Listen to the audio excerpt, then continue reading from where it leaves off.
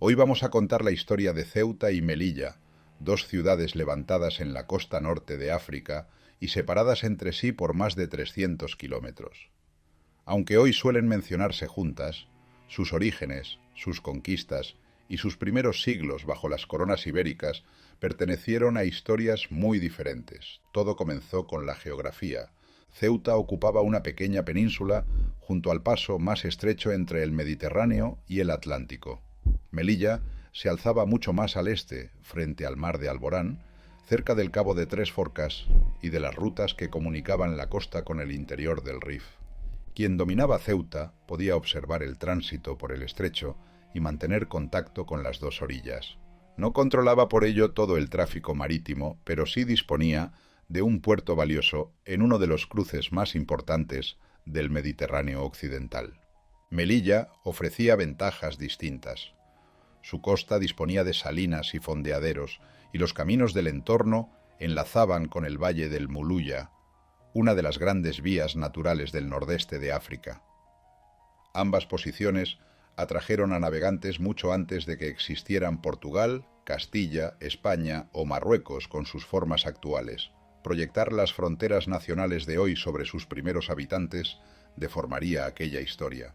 En el lugar donde se encuentra Melilla surgió Rusadir, un asentamiento relacionado con la navegación fenicia y púnica.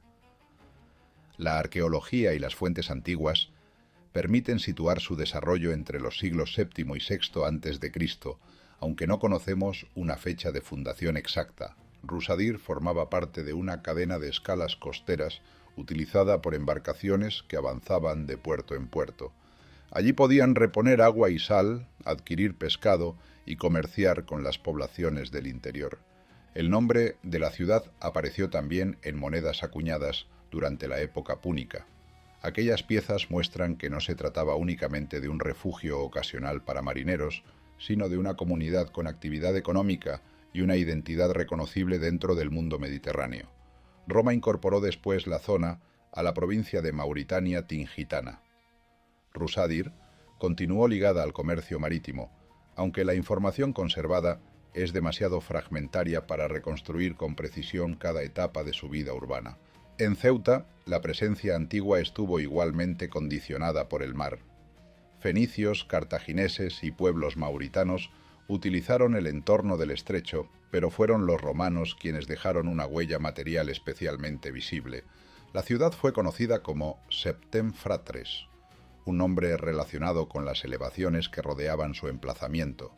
Sus factorías producían salazones y salsas de pescado para una industria que necesitaba capturas abundantes, sal y barcos capaces de distribuir el producto.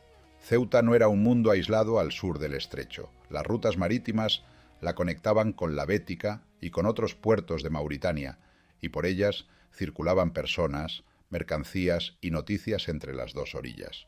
La desaparición del poder romano en Occidente no puso fin a la importancia del lugar. Vándalos, autoridades locales y fuerzas bizantinas se disputaron una región donde ninguna potencia podía ignorar por completo el paso entre los dos mares. A comienzos del siglo VIII, los ejércitos musulmanes extendieron su dominio por el norte de África y alcanzaron el estrecho. Las tradiciones medievales atribuyeron al conde Julián un papel decisivo en el paso hacia la península ibérica, pero la parte legendaria de ese relato impide presentarlo como una crónica exacta de lo ocurrido. Lo seguro es que Ceuta quedó integrada en el mundo islámico y fue conocida como Sabta. Su posición la convirtió en un puerto comercial y naval, además de una escala para los viajeros que cruzaban entre el norte de África y Al-Ándalus. Durante los siglos siguientes cambió varias veces de manos. Los omeyas de Córdoba y sucesivas dinastías norteafricanas compitieron por una ciudad desde la que era posible intervenir a ambos lados del estrecho. En el año 931, el califa Abderramán III incorporó Ceuta al califato de Córdoba. Desde allí podía vigilar a sus rivales norteafricanos y asegurar una cabeza de puente en una región donde la política peninsular y la magrebí estaban profundamente entrelazadas. La ciudad creció detrás de sus murallas. El puerto recibía tejidos, cereales y metales llegados de rutas lejanas, mientras mercaderes, juristas y soldados daban forma a una sociedad urbana compleja. Ese dinamismo no fue permanente. Las guerras entre dinastías, la competencia de otros puertos y los cambios en las rutas comerciales podían enriquecer Ceuta durante una generación y someterla a bloqueos o asedios durante la siguiente. A comienzos del siglo XV, Ceuta se encontraba dentro de la esfera del sultanato meriní de Fez. Seguía siendo una ciudad musulmana fortificada, vinculada al comercio del estrecho y protegida por unas defensas que parecían suficientes frente a ataques regionales. En la otra orilla, Portugal acababa de superar una larga crisis dinástica. Juan I había consolidado la nueva Casa de Avis después de derrotar a sus adversarios y asegurar la independencia del reino frente a Castilla. La paz dejaba a una parte de la nobleza portuguesa sin el campo de acción que había encontrado durante la guerra. Los hijos del rey y los grandes linajes buscaban un nuevo escenario militar donde ganar prestigio. Ceuta reunía varios atractivos, estaba cerca, conservaba fama de ciudad rica y podía ofrecer a Portugal una base estable al otro lado del estrecho. La expedición tampoco respondió solo a esas ambiciones. La Iglesia la presentó como una continuación de la cruzada. La corona vio en Ceuta una forma de reforzar el estrecho y los comerciantes esperaron acceder al tráfico africano. La preparación fue enorme para los recursos del reino. Portugal reunió una gran flota, un ejército y todo lo necesario para sostenerlo, mientras mantenía en secreto el destino para impedir que Ceuta recibiera refuerzos. En agosto de 1415, la armada portuguesa llegó a la costa norteafricana. Tras varios días condicionados por el viento y por las decisiones de mando, el Consejo Real resolvió ejecutar el ataque. El 21 de agosto, los portugueses desembarcaron y penetraron en la ciudad. La resistencia fue vencida en pocas horas, aunque el desorden del combate y del saqueo impide reconstruir cada movimiento con total seguridad. Juan I entró en Ceuta, acompañado por sus hijos y por los principales nobles de la expedición. La mezquita mayor fue transformada en iglesia, se nombraron autoridades cristianas y una parte del ejército comenzó a preparar el regreso. La conquista había sido rápida. Conservarla iba a resultar mucho más difícil. Los portugueses habían esperado apoderarse de una ciudad activa, pero su ocupación alteró inmediatamente las rutas que la alimentaban. Comerciantes y caravanas podían dirigirse a otros puertos, mientras las fuerzas del entorno cerraban los accesos terrestres y convertían el campo exterior en una zona insegura. Ceuta dejó de sostenerse con facilidad gracias a su territorio próximo. Desde entonces, casi todo lo necesario para defender y poblar la plaza tendría que cruzar el estrecho en barcos protegidos. La corona creó una organización específica para administrar los recursos destinados a la plaza.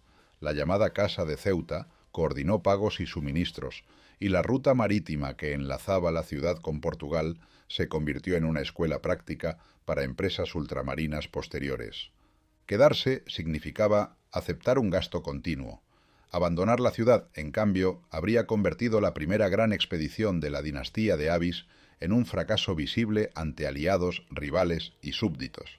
Pedro de Meneses, primer capitán de la plaza, tuvo que organizar una defensa que no terminaba en las murallas.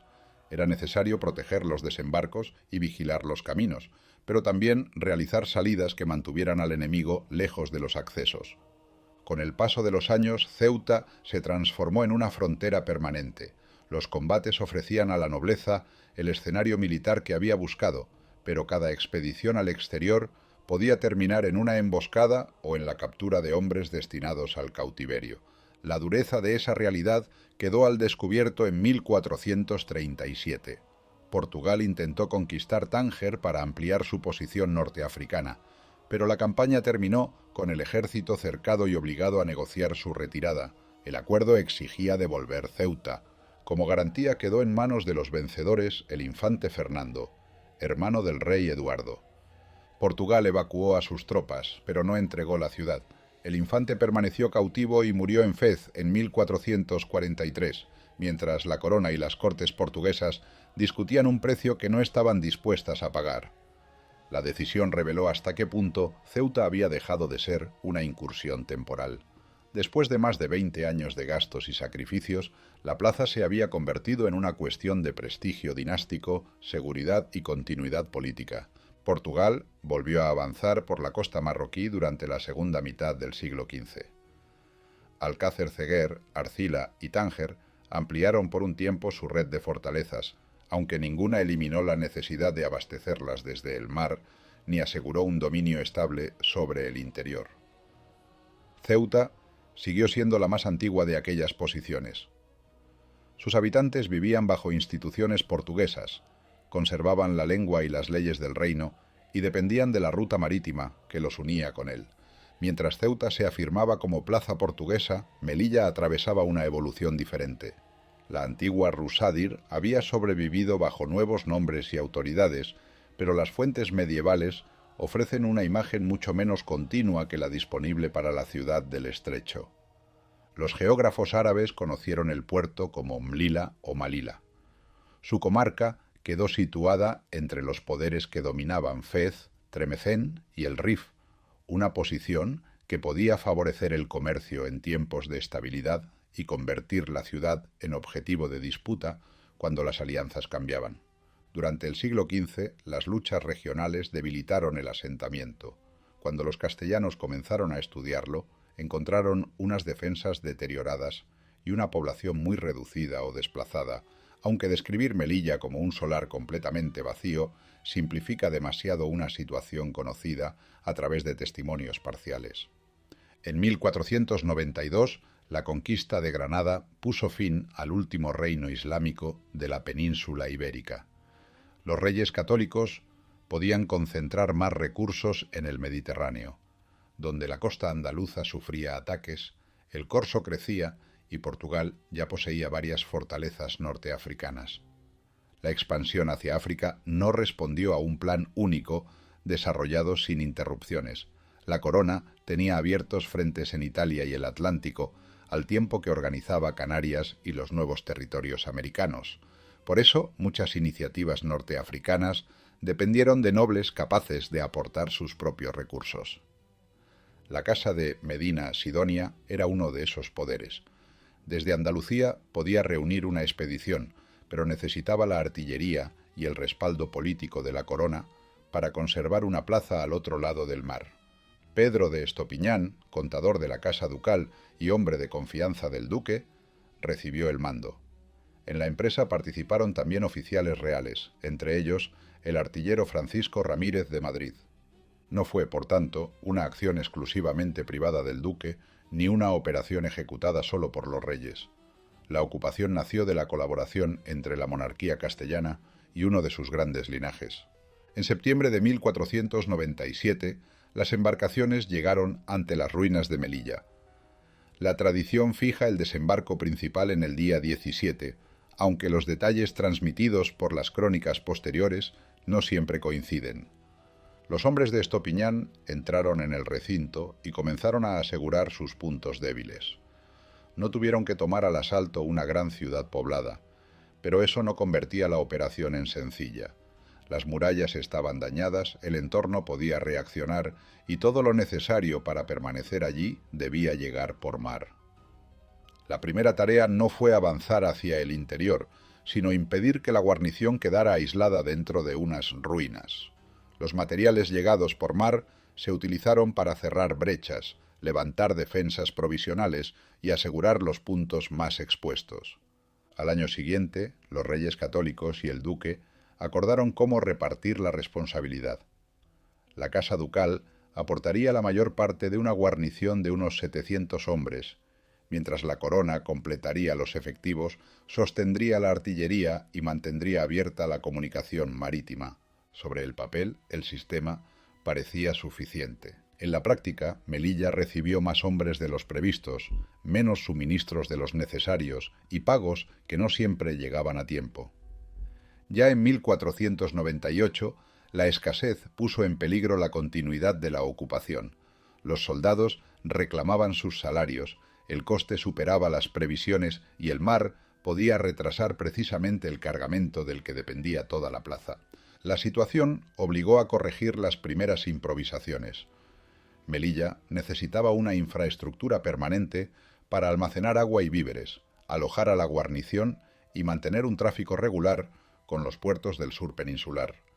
Las murallas heredadas tampoco bastaban frente a la artillería. Hubo que reforzarlas y añadir baluartes capaces de resistir los proyectiles sin dejar desprotegidos los accesos. Durante las décadas siguientes trabajaron en Melilla ingenieros y maestros de fortificación. El promontorio rocoso fue cubriéndose con recintos sucesivos que controlaban la entrada desde el campo y protegían los depósitos esenciales. Fuera de aquellas defensas no existía un territorio sometido de manera continua a la autoridad de la plaza. Las comunidades rifeñas mantenían sus propios jefes, alianzas y conflictos, y podían comerciar con Melilla en un momento y combatirla en otro. Esa relación variable impide reducir la frontera a una guerra religiosa permanente. Los ataques, el cautiverio y las represalias se alternaban con el comercio, el intercambio de información y los rescates negociados. La fortaleza servía para vigilar el litoral, limitar la actividad corsaria y mantener una presencia castellana frente al Rif. No se convirtió, sin embargo, en el punto de partida de una conquista inmediata del norte de África. El terreno próximo, la resistencia de las poblaciones locales y el coste de cada operación reducían el margen de la guarnición. Melilla podía defender el espacio alcanzado por sus cañones, pero no controlar por sí sola las montañas que comenzaban más allá. La Casa de Medina Sidonia soportó esa carga durante casi 60 años. A medida que aumentaban los gastos y disminuía el interés ducal por una empresa sin beneficios claros, la colaboración inicial fue dando paso a peticiones para que la monarquía asumiera toda la responsabilidad. En 1556, el duque renunció a la tenencia de Melilla. Desde entonces, la corona asumió por completo el gobierno y el coste de mantener Melilla. La ciudad seguía siendo pequeña, militarizada y dependiente del mar, pero ya no era una plaza administrada por un linaje en nombre de los reyes. Se integraba de manera directa en el sistema defensivo de la monarquía. Aquel sistema era mucho más amplio que Melilla. España mantenía posiciones en Orán, Mazalquivir y varios peñones próximos a la costa, mientras combatía a los corsarios norteafricanos y al poder otomano en un Mediterráneo de alianzas cambiantes. Cada plaza cumplía una función distinta. Unas protegían puertos, otras observaban la costa o apoyaban operaciones navales, pero casi todas absorbían muchos más recursos de los que podían producir. Melilla sobrevivió porque abandonarla habría dejado abierta una costa considerada peligrosa y habría entregado a los rivales una fortaleza ya construida. También pesaban el prestigio, la defensa de la navegación y la dificultad política de reconocer que décadas de gastos no habían dado el resultado esperado. Ceuta, entretanto, continuaba bajo la corona portuguesa. A finales del siglo XVI, las dos ciudades pertenecían a reinos distintos, conservaban leyes diferentes y no formaban una unidad administrativa. El cambio comenzó con una crisis sucesoria ocurrida lejos de sus murallas. En 1578, el rey Sebastián de Portugal murió en la desastrosa batalla de Alcázar-Quibir sin dejar descendencia. Su anciano tío, el cardenal Enrique, ocupó el trono durante menos de 2 años. Cuando murió, varios candidatos reclamaron la corona, y Felipe II de Castilla hizo valer sus derechos dinásticos con apoyo político y militar. En 1580, Felipe II fue reconocido como rey de Portugal. Ceuta juró fidelidad al nuevo monarca, igual que otras posesiones portuguesas, mientras Melilla ya obedecía al mismo soberano desde su administración castellana. Eso no convirtió a Ceuta en una ciudad castellana. La monarquía hispánica era una unión de coronas y territorios que compartían rey sin perder sus propias leyes, instituciones y formas de gobierno. Ceuta siguió siendo portuguesa dentro de aquella monarquía compuesta. Sus cargos, privilegios y costumbres permanecieron vinculados al reino de Portugal, aunque su abastecimiento desde Andalucía y su relación militar con otros territorios del monarca se hicieran cada vez más importantes. Melilla, por su parte, dependía de los órganos castellanos encargados de las plazas africanas. Las dos ciudades podían colaborar bajo un mismo rey, pero todavía no compartían la misma posición jurídica. Durante 60 años, esa diferencia apenas pareció amenazar la unión. La crisis llegó en diciembre de 1640, cuando una conspiración en Lisboa depuso a Felipe IV de Portugal y proclamó rey al duque de Braganza con el nombre de Juan IV. La noticia obligó a cada territorio portugués a decidir a qué autoridad obedecer. En Ceuta, el gobernador y los principales grupos de la ciudad no se pronunciaron inmediatamente, porque cualquier decisión podía dejar la plaza aislada entre dos monarquías en guerra. Ceuta dependía de las pagas y provisiones llegadas desde Andalucía, mientras Portugal luchaba por asegurar su independencia y apenas podía garantizar la defensa de una plaza tan alejada. También pesaban los vínculos familiares y las recompensas ofrecidas por la corte de Felipe IV. El gobernador, el cabildo y las élites locales acabaron manteniendo la fidelidad a la Casa de Austria. No hubo un referéndum ni una consulta en la que toda la población eligiera entre Portugal y España. Portugal intentó recuperar el control de su reino y de sus posesiones, mientras la guerra se prolongaba durante casi 3 décadas. Ceuta permaneció en manos de Felipe IV y después de su hijo Carlos II, abastecida y defendida desde la monarquía española.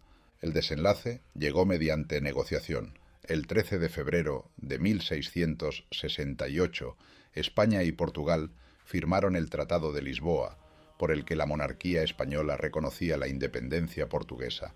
El acuerdo devolvía o reconocía a Portugal sus territorios, con una excepción expresa: Ceuta y sus dependencias quedaban bajo la soberanía del rey de España. La ciudad que Portugal había conquistado en 1415 fue así incorporada formalmente a la corona española por un tratado aceptado por ambos reinos. La transición no borró de inmediato el pasado portugués. Ceuta conservó su escudo. Muchas familias siguieron utilizando la lengua del reino y las autoridades mantuvieron durante un tiempo costumbres y privilegios anteriores. La administración cambió de forma gradual.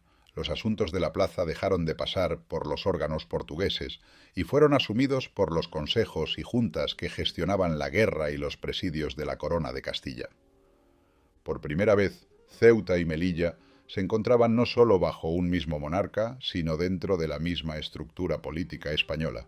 Aún así, sus tamaños, sus poblaciones y sus experiencias seguían siendo diferentes. La palabra que empezó a reunirlas fue presidio. En la Edad Moderna, un presidio no era necesariamente una cárcel, sino una fortaleza ocupada por una guarnición permanente y sostenida para defender una posición estratégica. Ceuta y Melilla eran presidios, pero no copias una de otra. Ceuta conservaba una población urbana más amplia, un cabildo con larga tradición y familias asentadas desde la etapa portuguesa, junto con una vida artesanal y comercial que desbordaba la función militar. Melilla era más reducida y estaba mucho más concentrada dentro de sus recintos fortificados. Allí los soldados y los oficiales compartían el espacio con ingenieros, trabajadores y una población civil menor. La diferencia no impidió que también se consolidaran familias y oficios ligados a una presencia permanente. En ambas ciudades una orden escrita solo servía si terminaba convertida en algo material. Una paga retrasada podía provocar deserciones, una mala cosecha en Andalucía encarecía el pan y la avería de un barco dejaba a la guarnición sin recursos esenciales. Las cisternas almacenaban el agua cuando los pozos exteriores quedaban fuera de alcance. El cereal debía conservarse durante meses sin que la humedad, el fuego o las ratas destruyeran la reserva destinada a resistir un bloqueo. Las murallas exigían un trabajo constante. Había que mantener la artillería, reparar los daños y limpiar los fosos, mientras albañiles y peones atendían unas defensas que nunca podían darse por terminadas. Ese esfuerzo absorbía dinero y mano de obra, incluso durante los periodos sin combate abierto. Las poblaciones próximas no formaban un bloque unido contra las plazas. Tribus, gobernadores y sultanes negociaban entre sí, competían por recursos y decidían su relación con los españoles según el momento. La frontera alternaba violencia y negociación. Los acuerdos locales abrían mercados y permitían rescates. La devolución de fugitivos evitaba nuevas represalias y, en ocasiones, un pacto alcanzado sobre el terreno resultaba más útil que una orden llegada desde la corte. El equilibrio podía romperse cuando un gobernante marroquí reunía fuerza suficiente para intentar recuperar las ciudades. A finales del siglo XVII, el sultán Muley Ismail estaba construyendo un poder mucho más centralizado y había logrado expulsar a otras potencias europeas de varios puntos de la costa. En 1694, sus fuerzas cercaron Ceuta. No fue un asedio continuo con la misma intensidad, sino una presión intermitente en la que los bloqueos y las obras de aproximación se alternaron con periodos de ataques renovados. Los sitiadores levantaron posiciones en el campo exterior y trataron de acercarse a las defensas. Los ceutíes respondieron con salidas, contraminas y fuego de artillería, mientras reparaban estructuras que podían volver a ser dañadas poco después. La duración cambió la ciudad. Hombres que habían llegado como refuerzo formaron familias. Los niños crecieron junto a una frontera armada y las fortificaciones se adaptaron a un enemigo que había tenido años para estudiar sus puntos débiles. El asedio coincidió además con la Guerra de Sucesión Española. Mientras las potencias europeas disputaban la corona de España y una escuadra anglo-neerlandesa ocupaba Gibraltar en 1704, Ceuta tuvo que defenderse sin saber con qué regularidad recibiría hombres y suministros. La pérdida de Gibraltar modificó las comunicaciones del estrecho, pero no provocó la caída de Ceuta. La ciudad permaneció bajo Felipe V y continuó recibiendo socorro desde puertos peninsulares. Muley Ismail murió en 1727. La lucha sucesoria abierta en Marruecos debilitó el cerco y permitió que la presión terminara después de 33 años. Ceuta había resistido, pero no salió intacta. El campo exterior estaba devastado. Las defensas exigían nuevas obras y la corona había gastado enormes cantidades en conservar una ciudad que seguía sin poder vivir de su entorno inmediato. Tras décadas de cerco, la muralla dejó de ser solo una defensa y pasó a ordenar la vida entera de Ceuta. Melilla afrontó su gran prueba varias décadas después. En 1767, España y Marruecos habían firmado un tratado de paz y comercio, pero cada parte interpretaba de manera distinta hasta dónde alcanzaban sus obligaciones alrededor de los presidios. El sultán Muhammad ben Abdallah intentaba fortalecer su autoridad y consideraba las plazas españolas una ocupación que debía terminar. En 1774, la tensión diplomática desembocó en guerra. El 9 de diciembre comenzó el asedio de Melilla. Las fuerzas marroquíes emplazaron artillería frente a los recintos y sometieron la ciudad a un bombardeo que se prolongó durante más de 3 meses. El gobernador Juan Sherlock organizó la defensa con una guarnición reforzada.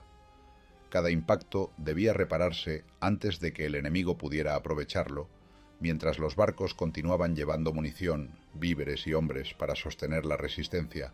Dentro de las murallas no existía una zona completamente ajena al peligro. La guarnición, los presos y la población civil compartían un espacio reducido donde los edificios militares y las viviendas quedaban expuestos al fuego. Conservamos diarios escritos durante el asedio. Entre esos testimonios se encuentran los del joven Francisco de Miranda, que más tarde participaría en las independencias hispanoamericanas, y los del ingeniero Juan Caballero. Sus anotaciones permiten seguir las reparaciones, los ataques y las decisiones de la defensa sin necesidad de convertirlas en leyenda. Los defensores realizaron salidas para destruir posiciones próximas y ganar tiempo. Los sitiadores no lograron abrir una brecha antes de que la duración de la campaña, las pérdidas acumuladas y la dificultad de mantener el esfuerzo redujeran sus opciones. El 19 de marzo de 1775 terminó el cerco. Melilla permaneció en manos españolas y las negociaciones posteriores devolvieron la relación entre ambas monarquías al terreno diplomático. La guerra no eliminó el comercio ni produjo una paz definitiva. Durante el resto del siglo, España y Marruecos volvieron a negociar la navegación, la seguridad de las plazas y el tratamiento de desertores y fugitivos. En esos mismos años, la palabra presidio adquirió también su sentido penitenciario. La corona envió a Ceuta y Melilla condenados que trabajaban en canteras, fortificaciones y servicios de la guarnición. Ceuta llegó a desarrollar un establecimiento penal especialmente importante.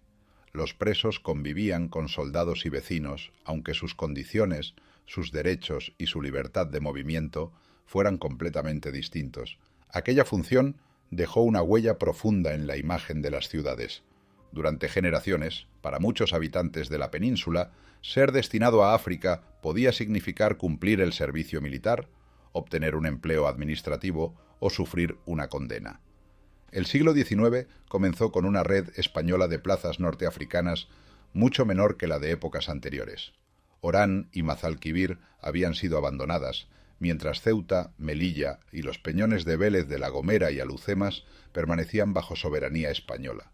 Ceuta y Melilla ya no servían como puntos de partida para una gran conquista africana. Su función principal consistía en defender sus puertos, mantener una presencia española en la costa y evitar que otras potencias ocuparan posiciones frente al territorio peninsular. Al mismo tiempo, las murallas comenzaban a resultar demasiado estrechas para una población que quería comerciar y crecer. El problema era que la salida al exterior exigía saber con precisión dónde terminaba el territorio español y comenzaba el sometido al sultán marroquí. En torno a Ceuta, las relaciones con las cabilas próximas se deterioraron en 1859.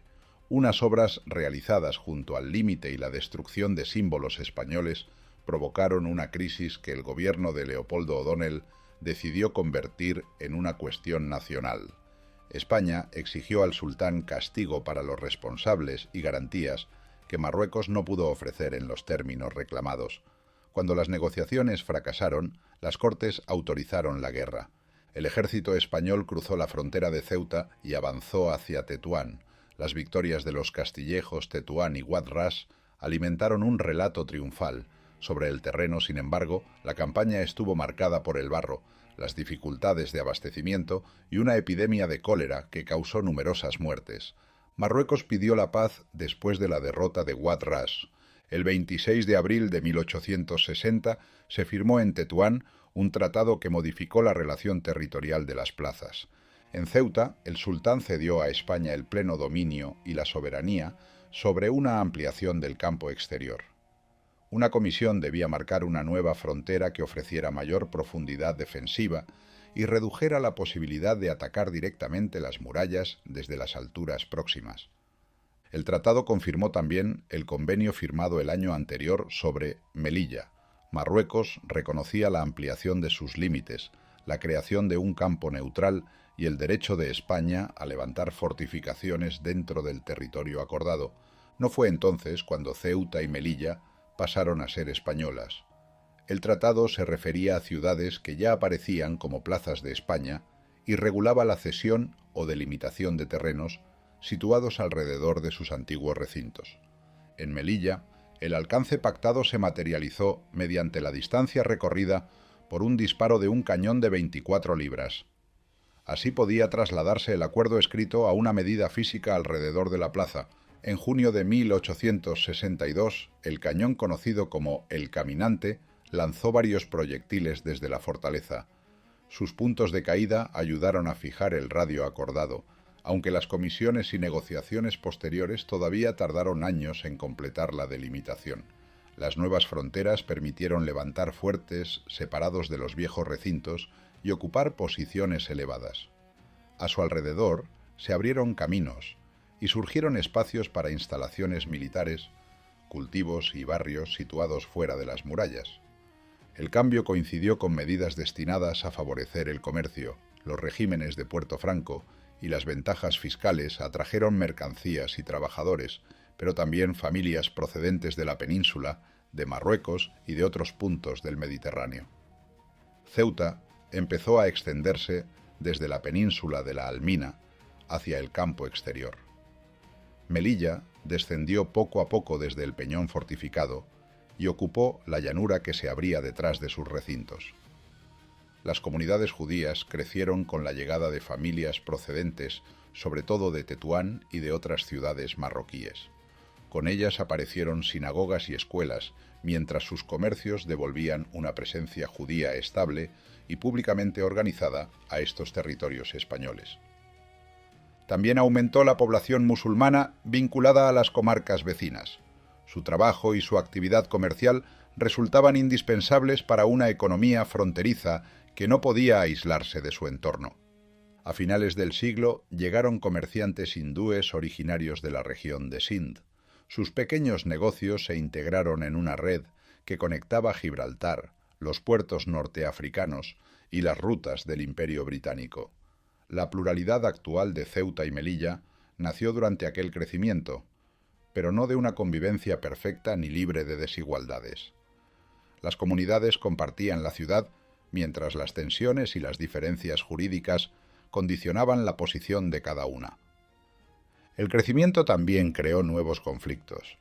En Melilla, la construcción de fuertes en el territorio ampliado fue percibida por parte de las cabilas rifeñas como una amenaza directa sobre tierras, caminos y lugares religiosos. En 1893, los ataques contra las obras desencadenaron la llamada Guerra de Margallo. El gobernador Juan García Margallo murió durante los combates. La plaza recibió refuerzos y una crisis local volvió a movilizar miles de soldados desde la península. El acuerdo alcanzado al año siguiente permitió continuar las fortificaciones y confirmó los límites, pero no resolvió la tensión de fondo. Melilla estaba dejando de ser una fortaleza encerrada sobre sí misma y comenzaba a intervenir cada vez más en el territorio que la rodeaba. La expansión económica aceleró esa intervención. En las montañas próximas a Melilla existían yacimientos de hierro y varias compañías obtuvieron concesiones para explotarlos y construir un ferrocarril hasta el puerto. Las obras alteraban caminos, propiedades y equilibrios locales sin que España dominara de manera efectiva toda la región. En julio de 1909, un ataque contra trabajadores del ferrocarril provocó una nueva campaña militar. El gobierno envió reservistas, muchos de ellos hombres con empleo y familia, que creían haber terminado sus obligaciones castrenses. La movilización alimentó una protesta social que terminó en la Semana Trágica de Barcelona. En el Rif, el ejército avanzó desde Melilla para proteger las explotaciones y alejar a los combatientes de la ciudad. El 27 de julio, una columna española sufrió graves pérdidas en el Barranco del Lobo, en las laderas del Gurugú. La campaña terminó ampliando la zona controlada alrededor de Melilla, pero mostró el coste de vincular la seguridad fronteriza con los proyectos mineros. La guerra convirtió la ciudad en un gran centro logístico y estimuló una economía dependiente del movimiento militar. Ceuta experimentó un crecimiento relacionado con el puerto y con su proximidad a Tetuán. Las dos ciudades se estaban convirtiendo en centros logísticos desde los que España podía intervenir en el norte de Marruecos, aunque esa intervención todavía carecía de un marco territorial estable. Ese marco llegó en 1912. Francia impuso al sultán el establecimiento de un protectorado sobre la mayor parte de Marruecos, y un convenio posterior asignó a España la administración de una zona en el norte y otra en el sur. La palabra protectorado podía dar una impresión engañosa. Marruecos no fue anexionado jurídicamente a España o Francia. El sultán conservaba una soberanía formal, mientras las potencias protectoras dominaban la administración y la seguridad e intervenían de manera decisiva en la economía y el gobierno.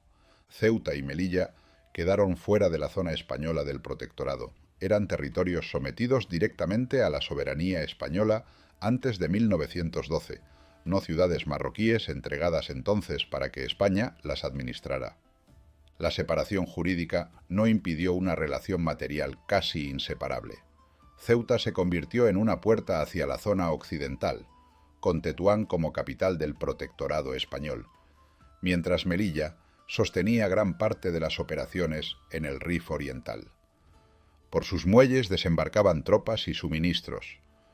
Los hospitales y almacenes sostenían las campañas, mientras aquel movimiento atraía a una población civil cada vez más diversa. La arquitectura de Melilla refleja aquel cambio. Fuera de los recintos antiguos surgió una ciudad de avenidas, mercados y edificios públicos, donde el modernismo dejó uno de los conjuntos más amplios de España, asociado especialmente a la obra de Enrique Nieto.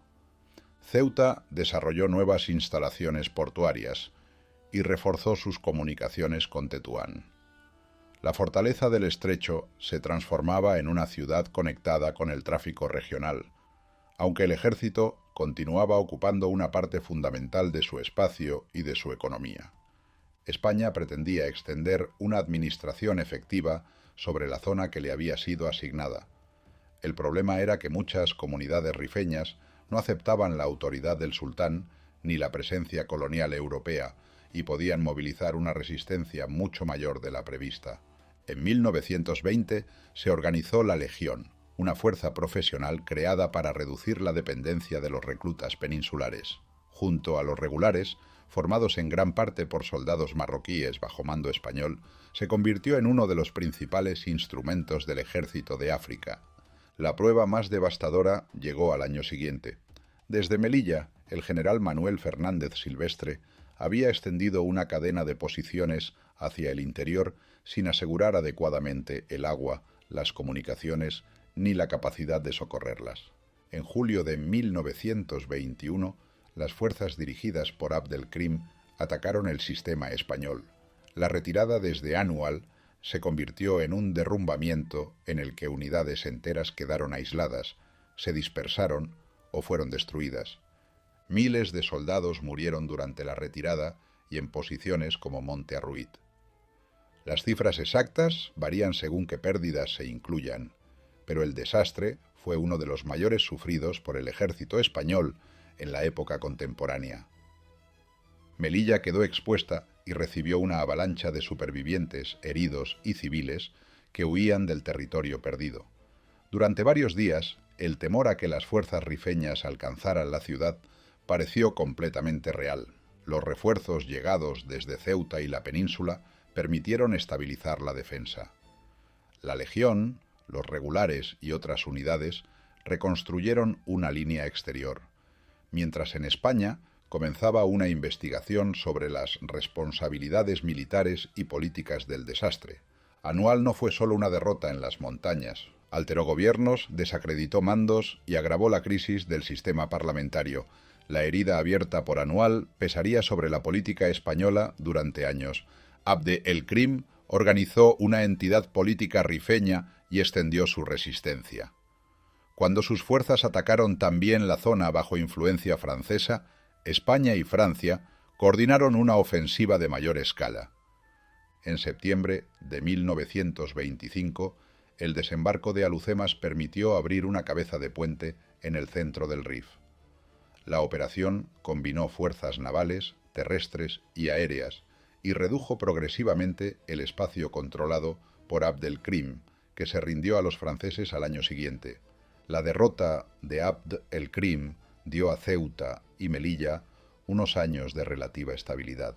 Sus puertos y cuarteles continuaron ligados al ejército de África, cuyos oficiales habían adquirido en aquellas campañas experiencia, redes personales y una cultura política propia. Esa conexión tuvo consecuencias decisivas en julio de 1936. Una parte del ejército conspiraba contra el gobierno de la Segunda República y el plan preveía sublevar primero las guarniciones de Marruecos antes de extender el movimiento a la península. La operación se adelantó en Melilla durante la tarde del día 17, cuando los conspiradores temieron ser descubiertos. Los oficiales rebeldes ocuparon los principales centros de poder, detuvieron a los mandos que permanecían fieles al gobierno y declararon el estado de guerra. El golpe se extendió a Ceuta y al resto del protectorado. La represión contra autoridades republicanas, militares leales, sindicalistas y civiles comenzó desde las primeras horas y dejó víctimas cuya historia no puede separarse del papel militar de ambas ciudades. El ejército de África quedó en manos de los sublevados. El traslado de legionarios irregulares a la península comenzó con pequeños vuelos y un convoy naval. y después continuó mediante un puente aéreo sostenido por aviones alemanes e italianos. Aquellos refuerzos convirtieron el fracaso de una toma rápida del poder en una guerra civil. Ceuta y Melilla permanecieron durante toda la contienda bajo el control del bando franquista. Su importancia ya no residía en resistir un asedio exterior, sino en comunicar el norte de África con una guerra desarrollada dentro de España.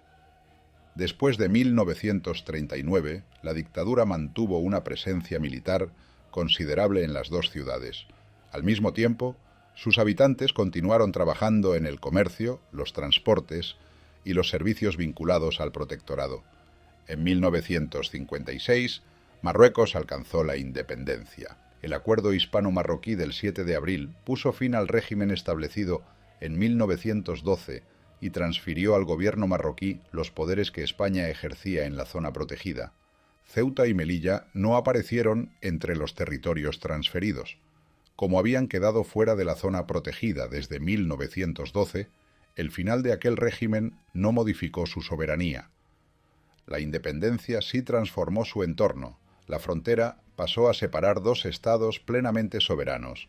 Las redes económicas tuvieron que adaptarse y las instalaciones militares dejaron de ser puertas de una administración española extendida por el norte marroquí. Desde entonces, Marruecos ha reclamado Ceuta, Melilla y otros territorios españoles de la costa norteafricana. Su posición sostiene que son enclaves coloniales cuya devolución completaría la integridad territorial del país. España rechaza esa interpretación y considera que Ceuta y Melilla son partes integrantes de su territorio nacional.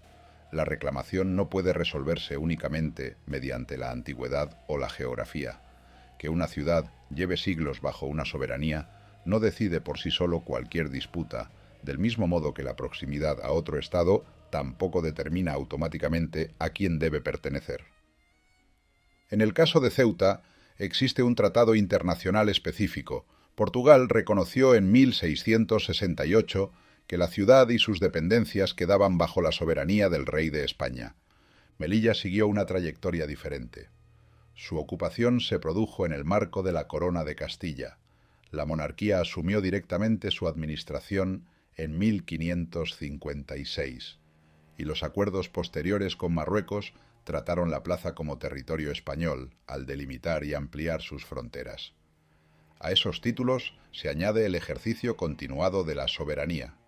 Durante generaciones, España ha administrado las ciudades, defendido sus límites y aplicado en ellas su ordenamiento. La transformación democrática reforzó esa integración política.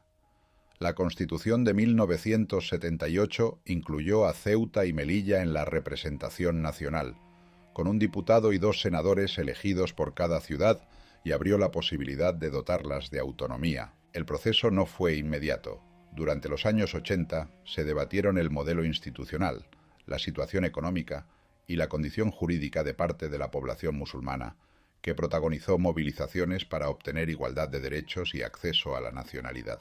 España ingresó en las comunidades europeas en 1986 y Ceuta y Melilla quedaron incluidas como territorios españoles y europeos. Sus especialidades aduaneras y fiscales respondían a la posición geográfica de las ciudades. Regímenes económicos singulares existen también en otros territorios españoles sin alterar la soberanía del Estado. En 1995, las Cortes aprobaron los estatutos de autonomía de las dos ciudades. Ceuta y Melilla no se convirtieron en comunidades autónomas, sino en ciudades autónomas con asambleas elegidas, presidentes y competencias propias. El primer artículo de cada estatuto las define como partes integrantes de la nación española. Sus habitantes eligen sus asambleas, participan en las elecciones generales y europeas y están sujetos al mismo marco constitucional que el resto de los ciudadanos. Marruecos llevó también su reclamación a Naciones Unidas. En 1975 solicitó que Ceuta y Melilla fueran incorporadas a la lista de territorios no autónomos pendientes de descolonización, pero la petición no prosperó. En la actualidad, Ceuta y Melilla no figuran entre los 17 territorios que permanecen en esa lista. Eso significa que Naciones Unidas no mantiene abierto un proceso de descolonización sobre las dos ciudades. No equivale, sin embargo, a una sentencia internacional que haya examinado y resuelto expresamente la disputa. Tampoco existe una resolución de un tribunal internacional que haya atribuido su soberanía a Marruecos. La disputa permanece entre la reclamación marroquí y el ejercicio efectivo de la soberanía española. Nada de ello borra los conflictos y la violencia asociados a su pasado. Ceuta y Melilla fueron plazas conquistadas, presidios y destinos penitenciarios, además de bases de campañas coloniales y escenarios de represión durante la Guerra Civil. Pero también fueron lugares donde se asentaron familias y nacieron comunidades que no pueden reducirse a una guarnición. Generaciones de cristianos, musulmanes, judíos e hindúes construyeron unas ciudades marcadas por el contacto constante con la península y con el norte de África. Ceuta llegó a España desde Portugal y Melilla desde la Corona de Castilla. Sus caminos tardaron más de 150 años en encontrarse y aún después conservaron funciones y sociedades diferentes. Cuando convergieron, las antiguas fortalezas comenzaron a compartir una misma historia política hasta transformarse en ciudades integradas en el orden constitucional español. Durante siglos, el mar fue el camino que permitió mantenerlas con vida.